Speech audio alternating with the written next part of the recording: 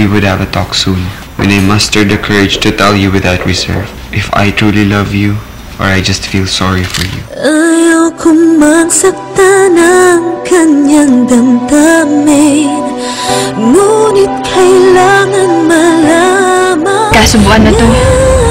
Bakit hindi ko subukan? Puso'y kumakapal, sana'y matapos natin makapag-umpisa.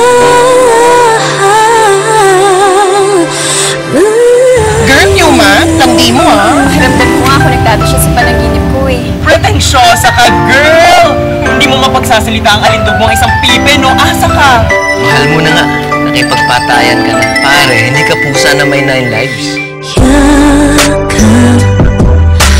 Yakap ko siya, ngunit ang buhay daging datang lulunod.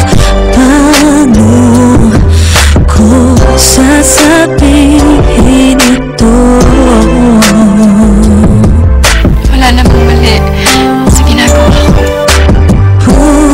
Puso'y tiyan na masusugatan, kaya naman maunawagan. Paano ko sasabihin ito? Sana sa araw-araw nagkakasabay tayo. Sana man lang nagsalita ka. Ayaw kong magsaktan ng kanyang damdamin, ngunit kailangan malaman. Kaya niya akong kausapin. Hindi ko siya maintindihan. Puso'y kumakapal, sana'y matapos natin makapag-umpisa.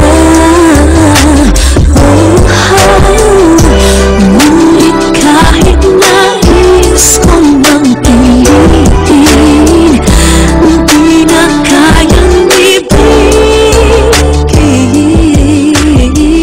Paano'y Natakot ako.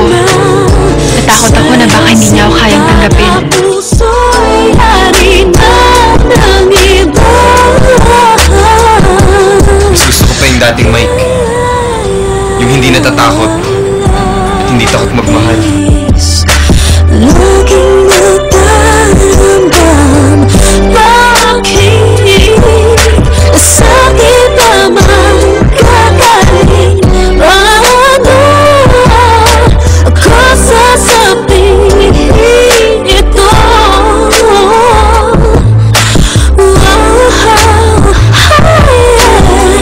Ayaw ko magsaktan ng kanyang damdamin, ngunit kailangan malaman niya. Masyado akong nagpadala sa panaginip ko. Sana'y matapos natin makapag-umpisa.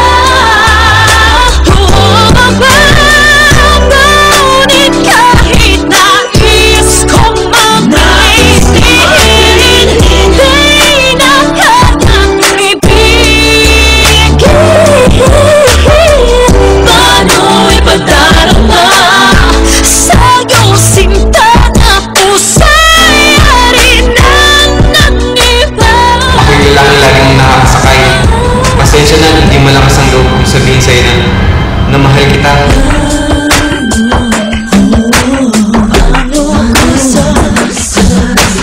Paano ko sasabihin? Sana'y